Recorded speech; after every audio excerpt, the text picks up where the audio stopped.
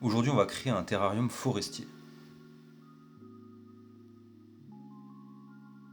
Pour commencer, on va se servir de roches volcaniques qui vont permettre de drainer l'excès d'eau au fond et d'éviter que le substrat pourrisse par-dessus.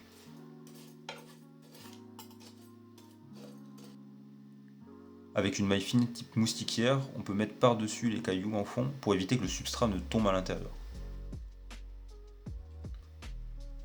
Pour le substrat, j'ai utilisé un substrat terrarium classique que j'ai trouvé chez Botanique. On en met un peu partout pour créer la base du scaping. Avec une spatule ou une cuillère, on peut commencer à créer le relief. Moi, j'en mets un peu plus dans le fond, ce qui va dégager la vue devant et quand même faire une montée à l'arrière. Pour le décor, j'utilise des écorces de liège. C'est un bois très intéressant pour les terrariums, parce que ça permet de ne pas pourrir au niveau de l'eau, c'est un bois imputrescible.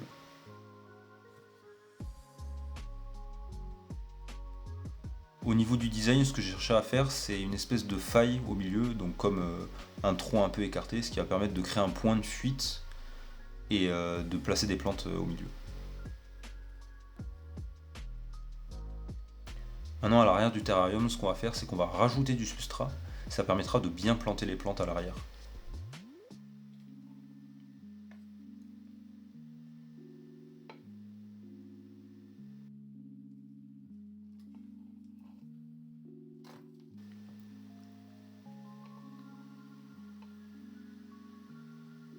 Pour solidifier un peu tout ça, j'utilise du silicone, donc spécial aquarium, je vous mettrai aussi le lien en description. Ça tient très bien sur les bacs en verre. Donc là j'en mets un tout petit peu au niveau des écorces et je vais venir donc les coller au niveau de la vitre.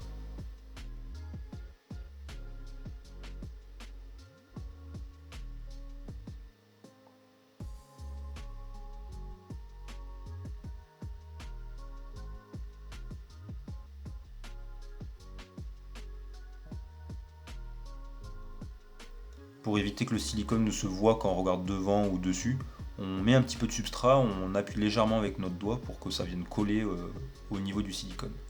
Donc il faut attendre après 24 heures que le silicone sèche bien, mais on peut continuer le scaping en attendant.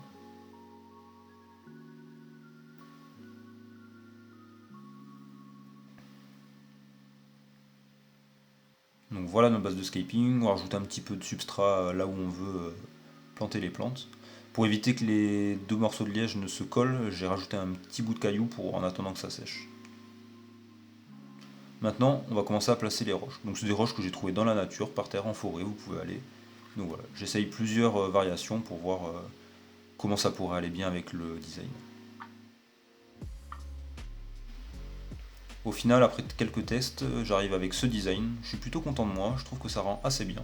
Maintenant, c'est parti pour mettre les plantes. Donc on commence avec une fougère qu'on va aller mettre à l'arrière. Puisqu'elle prend beaucoup de volume, ça va permettre donc de cacher la vide dans le fond.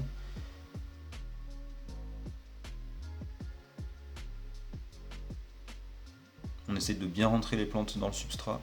Ensuite, j'ai mis du lierre que j'ai récupéré en forêt. Donc là, je l'ai mis au centre, je trouvais que ça allait bien, que c'était parfait pour le design que j'avais fait. On va bien tasser et bien mettre les racines dans le substrat. Enfin, la touche indispensable, c'est la mousse. Donc une mouche de forêt pareil qu'on va mettre partout devant et au centre.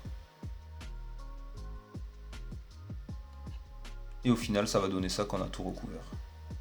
La petite touche finale, une petite plante que j'ai trouvée en forêt, et voilà le rendu final.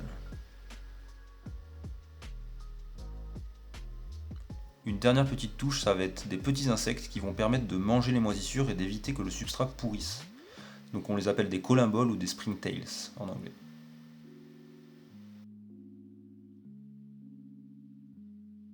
Et enfin la touche finale, le couvercle pour retenir l'humidité. Je suis plutôt content du résultat, dites-moi ce que vous en pensez en commentaire, et n'hésitez pas à vous abonner si vous voulez voir mes prochains terrariums. A la prochaine!